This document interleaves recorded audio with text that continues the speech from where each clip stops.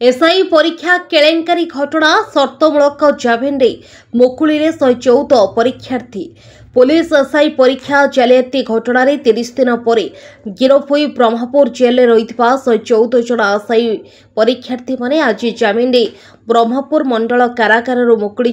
गत अक्टोबर 1 तारिख में एसआई परीक्षा आशायी परीक्षार्थी को गिरफ कर गोलंथरा थाना पुलिस गतकाली समस्त 114 जन आशायी परीक्षार्थी मानक जमिन प्रदान करथिले।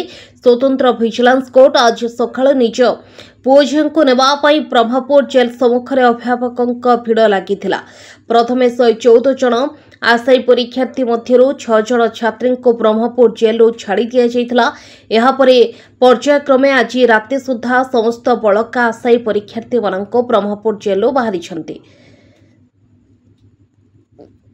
मामलें मंगलवार क्राइम ब्रांच तदंतकारी अधिकारी विजिलेंस कोर्ट रे केस डायरी तथा सीडी दाखल करथिले, किंतु कोर्ट रे विचारणा समय 114 जन आशायी छात्र छात्री विरोध में ठोस तथ्य आवश्यक प्रमाण क्राइम ब्रांच कोर्ट रे दाखल करिपार नथिला। क्राइम ब्रांच तेणु कोर्ट 114 जन आशायी छात्र छात्री को शर्तमूलक जमिन प्रदान करथिले। प्रतिटी छात्र छात्री 50,000 टंका सह 2 जन जमीनदार बदल जमीन प्रदान करथिले। माननीय स्वतंत्र विजिलेंस कोर्ट आशायी छात्र छात्री माने मामलें संपृक्त थिबा कोनोसी साक्षी को प्रभावित करिवे नहीं। पुलिस किंबा क्राइम ब्रांच टीम जो समय तदंत पाई डाकिबे से समय से उपस्थित रहिबे। क्राइम ब्रांच को तदंतर समस्त प्रकार सहयोग करिवे बोली शर्त रही। कोर्ट को यह शर्तावली में राजी होते समस्त गिरफ आशायी छात्र छात्री। तेणु कोर्ट समस्त 114 जन आशायी परीक्षार्थी छात्र छात्री को जमीन देता बेले शर्त पालन करी ब्रह्मपुर जेल बाहरी थे आशायी परीक्षार्थी छात्र छात्री माने। सेपटे आशायी परीक्षार्थी माने कौनसी भूल करना। पुलिस आशायी परीक्षार्थी को धरी गिरफ करता बेले सेमानक विरोध में ठोस प्रमाण नहीं। तेणु कोर्ट रे प्रमाण देखैबारे विफल होइछंती एने कहते आईनजीवी। निरीह छात्र छात्री अपेक्षा जो माने दलाली करी राकेट चलाइथिले सेमानक पुलिस गिरफ करू बोली दाबी करिसेंती अभिभावक माने। Bureau report Ganjam TV news.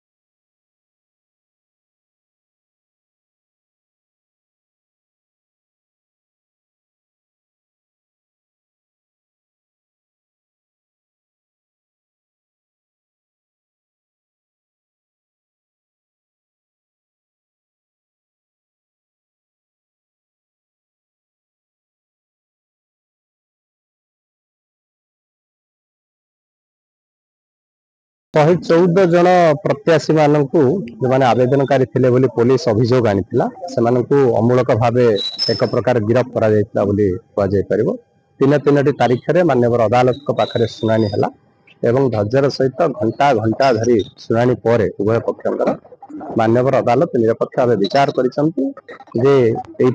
निश्चित भाव गोटे अमानवीय एवं गिरफ्ता को कहुटा कि बेआईन बाध्य जमीन प्रदान कर जहाँ तीन तारीखर जवाब सुआल शुणाणी भितर क्राइम ब्रांच रो इन्वेस्टिगेशन अथॉरिटी एलॉन्ग विथ सहित आईनजीवी एवं 114 परीक्षार्थी मानकर आवेदनकारी जो पुलिस आनी अभियोग से आईनजीवी मान मध्य जो तर्क वितर्क रहा से तर्क वितर्क गोटे कथा स्पष्ट होची जे पिला मानकू गोटे कौनसी एक गोटे दुष्ट मानसिकतार बा कौनसी एक बेआईन भाव गोटे भिन्न मोटिव रे से गिरफ करा निश्चित भाव एथिरे पिला मानकर कौनसी प्रकार भूल रही कथा नहीं। आपको मुझे गोटे उदाहरण मर्म दे पारि ओडिशा रे सबुठारु बड़ दुर्नीति स्काम है चिट्ठी फंड स्काम। ଆପଣ କହିବେ ଯେ ଚିଠି ଫୋନ ସ୍କାମରେ ଯୋଉମାନେ ବାନ୍ଧିଛନ୍ତି ତାଙ୍କୁ ପୋଲିସ ଗିରଫ କରିବ ନା ଯୋଉମାନେ ଠକେଇ କରିକି ନେଲେ ସେମାନଙ୍କୁ ଗିରଫ କରିବ? ପୋଲିସ ତ ତାର ଏଫଆଇଆର ରେ କହୁଛି, ନିଜେ କହୁଛି ଯେ ଏମାନଙ୍କୁ 114 ଜଣଙ୍କୁ କେହି ଜଣେ ଠକୁଥିଲା।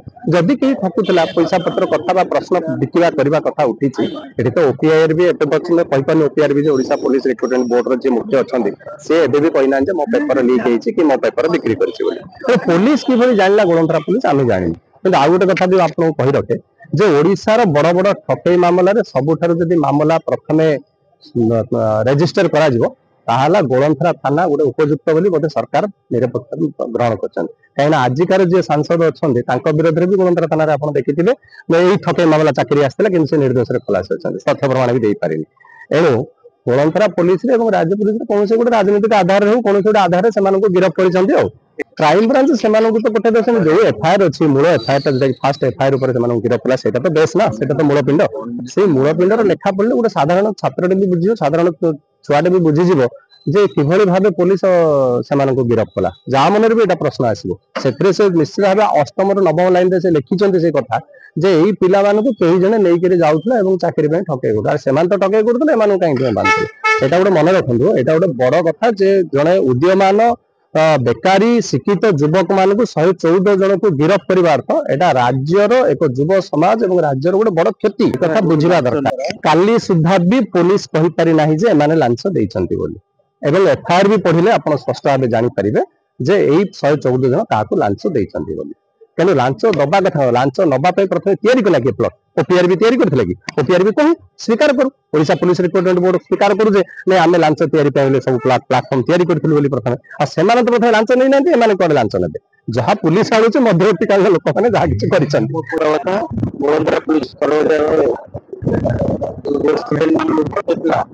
ସେମାନେ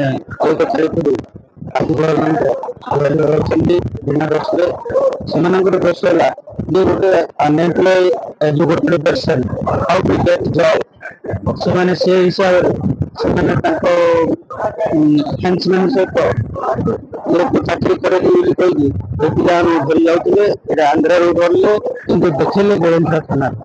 ଗୋଳନ୍ଥରା ଥାନା ଫରୱାର୍ଡ କଲା। ପରବର୍ତ୍ତୀ ଅବସ୍ଥାରେ ଗଭର୍ଣ୍ଣମେଣ୍ଟର ଡେପୁଟେସନ ଅନୁସାରେ ଏଇଟା ଇନଭେଷ୍ଟିଗେସନ କ୍ରାଇମ ବ୍ରାଞ୍ଚ ନେଲା। ସେ ପିଲାମାନଙ୍କର ତଳକୋର୍ଟରେ ଏମଏକ୍ସ ରୁରାଲ କୋର୍ଟରେ ବ୍ରହ୍ମପୁରର ରିଜେକ୍ଟ ହେବା ପରେ ଉପରେ ଫାଇଲ ହେଇଥିଲା। ମୁଁ ପ୍ରାୟ 17 ଜଣଙ୍କର ଫାଇଲ କରିଥିଲି।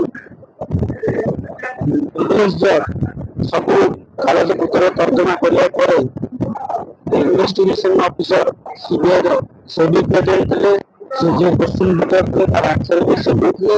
ସବୁ ସରିଲା ପରେ କେବଳ ପରୀକ୍ଷାର୍ଥୀ ମାନଙ୍କର ଯେତେଟା ବେଲ୍ ପିଟିସନ 40ଟା 42ଟା ବେଲ୍ ପିଟିସନ କରିଥିଲା ସମସ୍ତଙ୍କର ବେଲ୍ ମଞ୍ଜୁର କରିଛନ୍ତି।